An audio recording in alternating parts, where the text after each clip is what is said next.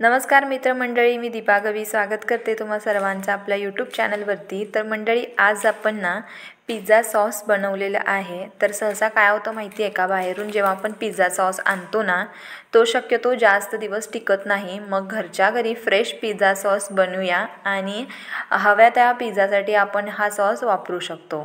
तर आता त्यासाठी सर्वात पहिल्यांदा मी इकडे चांगले लाल लाल असे पिकलेले टोमॅटो घेतले आणि स्वच्छ धुवून घ्यायचे। त्यानंतर मग यावरील जो भाग असतो ना अशा प्रकारे कट करून घ्यायचा आणि टोमॅटोला ना 4 कट द्यायचे।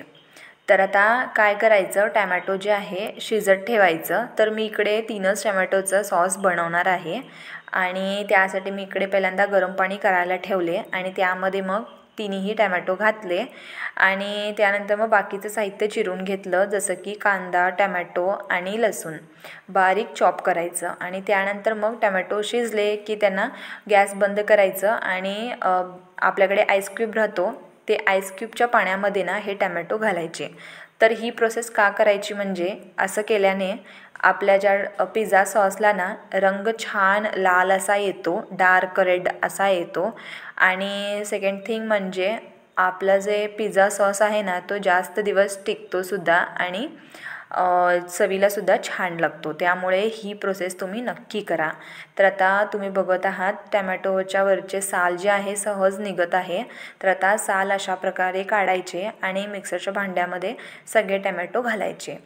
तर आता काय करूयात, याची आपण छान अशी पेस्ट करून घेऊयात आणि त्यानंतर मग एक पातेलं घ्यायचं पॅन, त्यामध्ये थोडं अर्धा चमचा इतकं तेल घालायचं आणि सर्वात पहिल्यांदा त्यामध्ये बारीक बारीक चिरलेला लसूण घालायचं। लसूण थोडेसे परतून घ्यायचे आणि त्यानंतर मग बारीक चिरलेला कांदा घालायचा। कांदा तुम्ही अर्धा घाला किंवा 1 घाला चालेल।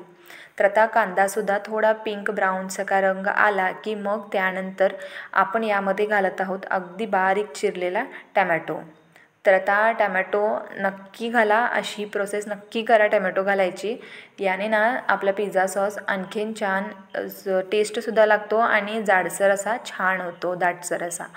तर आता काय करायचं, यामध्ये काही मसाले घालायचे। तर सर्वात पहिल्यांदा मी चवीपुरतं मीठ घातले, थोडं परतून घ्यायचं। त्यानंतर मग लाल मिरची पूड 1 चमचा घालायचं, ऑरेगॅनो 1 चमचा घालायचं आणि त्यानंतर मग यामध्ये आपण घालत आहोत चिली फ्लेक्स 1 चमचा आणि मिरी पूड अर्धा चमचा, इतकेच मसाले घालायचे आणि याला चांगलं परतून घ्यायचं। गॅसचं फ्लेम बारीकच ठेवायचं आणि त्यानंतर मग यामध्ये घालायची टोमॅटो प्युरी आणि त्यानंतर मग याला चांगलं 5 ते 6 मिनटं शिजवून घ्यायचं बारीक गॅसच्या फ्लेमवरती।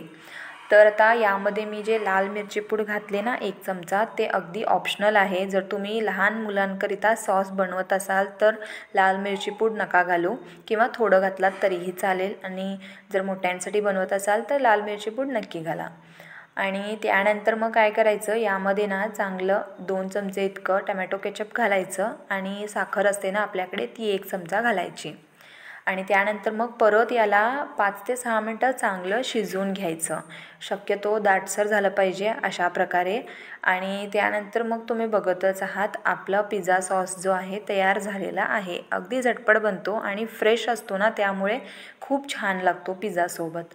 तर आता याला मी एका बाउलमध्ये तुम्हाला सर्व करून दाखवते। अगदी डार्क रेड असा रंग आलेला आहे आणि चवीलासुद्धा छान होतो। नक्की तुम्ही घरी ट्राय करून बघा आणि व्हिडिओ आवडला की नक्की व्हिडिओला लाईक करा, चॅनलला सबस्क्राईब करा। सोबत जास्तच रेसिपी आवडली की मित्रमंडळींमध्ये शेअरसुद्धा करा।